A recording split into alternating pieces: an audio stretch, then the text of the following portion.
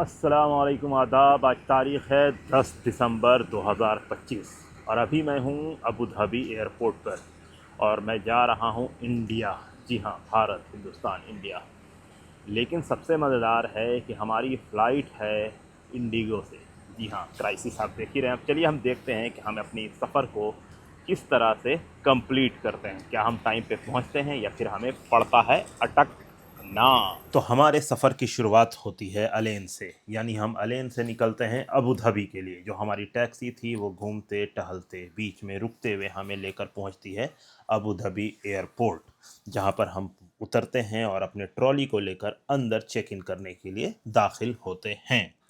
चूँकि मेरा ticket Indigo से था और हाल के दिनों में इंडिगो को लेकर काफ़ी क्योस था, वैसे मैं भी घबराया हुआ था, लेकिन मुझे फिर दिखा कि एल और एम सेक्शन है, वहाँ पर इंडिगो के लिए चेक इन हो रहा है। तो सबसे पहले हम वहाँ पर अपना लगेज लेकर पहुँचते हैं। वहाँ पे काफ़ी भीड़ थी, तो तकरीबन आधा घंटा मुझे लगा उस चीज़ से फुलफ़िल करने में। उसके बाद मैं वहाँ पर जाता हूँ, अपने लगेज को उनके हवाले करता हूँ। फिर वो तमाम चीज़ें लेकर फिर वो मुझे बोर्डिंग पास दे देते हैं। उसके बाद मैं बढ़ता हूँ आगे, यानी अगला जो सेक्शन हमारा था वहाँ पे हमारे पास जो हैंड लगेज था उसको स्कैन करवाना था। इसके अलावा हमारा फुल बॉडी स्कैन होना था। तो वो सारी चीज़ों के लिए हमने अपने सारे इक्विपमेंट को बेसिकली एक बॉक्स में रखा। यहाँ पर कोई भी चीज़ें को खुलवाई नहीं गई, सीधे एक बॉक्स में रखा। वो सीधे एक बार में स्कैन हो गया। फिर हमें भी स्कैन करने के बाद उन्होंने सामान हमारे हवाले कर दिया और उसके बाद हम फिर आगे बढ़े। चूँकि मेरे पास पहले से यूएई का रेसिडेंशियल वीज़ा है, इसलिए मुझे इमिग्रेशन पे किसी तरह की तकलीफ़ का सामना नहीं करना पड़ा। लेकिन मैं तकरीबन 3 घंटे पहले ही एयरपोर्ट पर पहुंच चुका था, यानी मेरी फ़्लाइट थी रात 12:45 पे और अभी सिर्फ 10 बज रहा था। तो इस दौरान मैंने वहाँ पर बैठ के कुछ खाया पिया और थोड़ा सा वक्त यूँ ही गुजारा। इसके बाद मैं वहाँ पर पहुँचा जहाँ पर मुझे जाना था, यानी जहाँ से मेरी बोर्डिंग होनी थी। तो मैं उसके लिए आगे बढ़ा। तो फ़िलहाल हम चल रहे हैं अपने गेट की जानिब, जहाँ से हम पकड़ेंगे अपनी फ़्लाइट।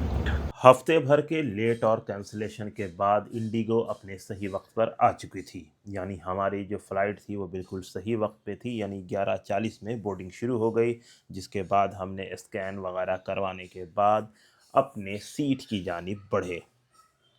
तो सबसे पहले वहाँ पर का एक प्रोसीजर था जिसको पार करके हमें वहाँ पर पहुँचना होता है एरोप्लेन तक, यानी एयरपोर्ट के इस सेक्शन से दूसरे सेक्शन की जानिब। तो हम वहाँ पर पहुँचते हैं। हमारे पास एक हैंड लगेज भी था, तो उसे लेकर हम एयरपोर्ट से एरोप्लेन के अंदर दाखिल होते हैं और उसके बाद हम अपनी सीट पर बैठ जाते हैं। फ़्लाइट बिल्कुल ही टाइम पे थी। 12:45 में फ़्लाइट हमारी शुरू हो जाती है और जिसके बाद मैं एरोप्लेन में रात के अंधेरे में ही सो जाता हूँ। और जब मेरी आँख खुलती है तो मुझे लगता है कि मैं बस में बैठा हुआ हूँ, क्योंकि मैंने हाल के दिनों में बस में बहुत सफ़र किया है, इसलिए मुझे बस ही लग रहा था। फिर एकाएक मुझे ये ख़्याल आया कि मैं बस में नहीं एरोप्लेन में हूँ। तो फिर मैं 5:55 पे लखनऊ लैंड करता हूँ। तो फिर मैंने देखा कि एग्ज़ैक्ट टाइम से 10 मिनट पहले ही हम लखनऊ पहुँच गए। तो अल्लाह अल्लाह करके हमारा एक मरहला कंप्लीट होता है। एरोप्लेन में ही हमें ये अनाउंस कर दिया गया कि हमें सामान हमारा कहाँ मिलेगा। तो जिसके बाद हम एरोप्लेन से अपने हैंड लगेज को लेकर निकलते हैं और उसके बाद हम बस की मदद से एरोप्लेन से निकल कर एयरपोर्ट पहुंचते हैं। तो एयरपोर्ट पर पहुंचते के साथ ही इमिग्रेशन सेक्शन पे एक बार फिर से हमारा स्टैंप लगता है, पासपोर्ट पे स्कैनिंग होती है। उसके बाद फिर हम अंदर की जानिब जाते हैं। लेकिन लखनऊ एयरपोर्ट के साथ सबसे बड़ा मसला ये था कि यहाँ पे वाईफाई कनेक्शन ही नहीं था, यानी हमको घर पे इन्फॉर्म करना था कि भाई मैं पहुँच गया हूँ लखनऊ, लेकिन किसी भी तरह से इंटरनेट हमें यहाँ पर नहीं मिल पाया।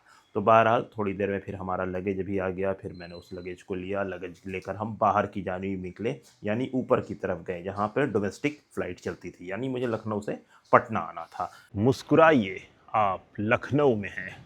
तो आखिरकार हम अपने सफ़र को मुस्कुराते हुए अबू धाबी से लखनऊ तक ले आए हैं 10 मिनट पहले ही। जी हाँ, हमारी फ़्लाइट यहाँ उतरनी थी 6:05 पे, लेकिन इंडिगो ने हमें 5:55 में ही उतार दिया। तो चलिए अब हमें जाना है सेकंड मरहला पे, यानी अब मुझे लखनऊ से पटना जाना, यानी फ़र्स्ट मरहला हमने मुस्कुराते हुए पार कर दिया। अब सेकंड मरहले पे जा रहे हैं, तो हम जा रहे हैं अपना लगेज कलेक्ट करने। उसके बाद हम मिलते हैं आपसे आगे।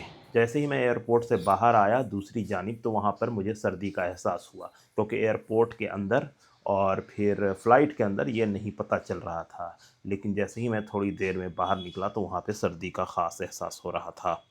डोमेस्टिक सेक्शन में पहुँचने के बाद एक बार फिर से हमें चेक इन करना था, यानी हमें अपना लगेज वापस से एयरप्लेन के हवाले करना था ताकि लखनऊ से हमारा लगेज पटना पहुंच सके। तो हमने उन तमाम प्रोसीजर को कंप्लीट किया। इसके बाद एक बार फिर से हम गए सारी चीज़ों को जो हमारे हैंड लगेज में था स्कैन करने के लिए। जब अबू धाबी में थे तो हमसे वो नहीं खुलवाया गया था, लेकिन यहाँ यानी लखनऊ में एक बार फिर से इसे डबल यानी आपके पास जो भी इक्विपमेंट है एक एक चीज़ को आप बाहर निकालें।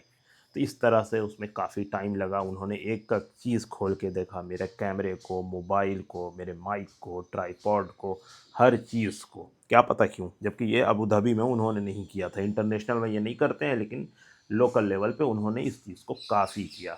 तो बहरहाल इसमें काफ़ी टाइम लगा, लेकिन फिर मैंने इसे कर लिया, कंप्लीट हो गया। उसके बाद फिर मैं आगे बढ़ा। आगे बढ़ने से मुराद ये है कि मैं तकरीबन सवा 7 तक फ्री हो गया था इन तमाम चीज़ों को करके, यानी 1 घंटे में। उसके बाद मैं उस गेट पर पहुंचा जहां से मुझे लखनऊ से दिल्ली के लिए फ़्लाइट पकड़नी थी। वो गेट नंबर 15 था। तो मैं वहां पर पहुंचा और वहां पे तकरीबन मैंने 3 घंटे के आसपास वेट किया, जिसके बाद हमारी वहां पे फिर से बोर्डिंग होती है। हम अपने सामान को लेकर वापस से एरोप्लेन की जानिब बढ़ते हैं। तो उस दौरान बहुत सारी ऐसी चीज़ें होती हैं जिसमें हम अपने 3 घंटे को गुजारते हैं। चूँकि लखनऊ से खुलने वाली इस फ़्लाइट में पटना के साथ रांची जाने वाले लोग भी बैठे हुए थे, यानी वाया पटना वो लोग रांची जा रहे थे, इसलिए इसमें काफ़ी भीड़ थी। लेकिन ये फ़्लाइट अपने टाइम पे ही बिल्कुल खुली और ये पटना अपने टाइम से 6 मिनट पहले पहुंच गई।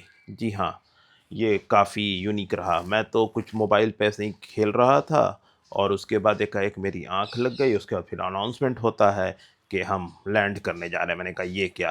तो फिर मैंने जल्दी से कुछ फुटेज लिया। उसके बाद थोड़ी देर में देखा कि भाई ये तो फ़्लाइट लैंड कर गई पटना में। तो उसके बाद हम पटना पहुंच जाते हैं। फिर हमने घर वालों को ख़बर किया कि मैं पटना पहुंच गया। इसके बाद हमें फिर से बताया गया कि वहाँ पे 2 नंबर सेक्शन पे आपका लगेज आएगा।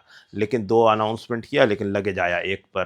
तो लेकिन चूँकि नया एयरपोर्ट बना है अभी, तो वहाँ पे अभी बहुत सारे काम वग़ैरह भी चल रहे हैं। तो फ़िलहाल इस चीज़ को इग्नोर किया जाना चाहिए। लेकिन कुल मिलाकर अगर तजुर्बे की बात की जाए तो इंडिगो का जो सफ़र रहा वो मेरे लिए तो बहुत पॉज़िटिव रहा, अल्हम्दुलिल्लाह। फाइनली हम पहुंच चुके हैं पटना एयरपोर्ट पर। पटना एयरपोर्ट अपने नए लुक में आपको दिख रहा है यहाँ पर। काफ़ी खूबसूरत और काफ़ी बड़ा हो गया, लेकिन अभी इसमें काम चल रहा है। तो लेकिन आज अगर हम कहें इंडिगो को, तो इंडिगो ने हमें लखनऊ भी 10 मिनट पहले पहुँचाया और पटना भी। तो कुल मिला के लखनऊ और पटना आने में इंडिगो ने कम से कम मुझे तो काफ़ी आसानी पहुंचाई है। तो फ़िलहाल पिछले 1 हफ़्ते से जो क्राइसिस चल रहा था उसका कोई असर मुझ पर नहीं हुआ। तो चलिए अब हम चलते हैं। एयरपोर्ट पर हमें रिसीव करने के लिए हमारे बड़े भाई साहब आए हुए थे, तो फिर हम उनके साथ चलते हैं। तो फाइनली अब हम पटना पहुंच चुके हैं, पटना की बाहर आ गए। और जिस तरह से हमने कहा था कि इंडिगो का जो हमारा ये जो स्टेटस है ये किस तरह से है, तो कुल मिला के इंडिगो का हमारे साथ फ़िलहाल बहुत पॉजिटिव ये रहा सफ़र इंडिगो के साथ। तो हमारे साथ हमारे यहाँ पे होस्ट हैं हकूज़ा जी, जिनका नाम है फ़राज़ अहमद। तो अब हम लोग यहाँ से ऑटो करेंगे और उसके बाद हम घर की जानिब प्रस्थान करेंगे। तो चलें, दे हमें इजाज़त। बहुत बहुत शुक्रिया, खुदा हाफिज़।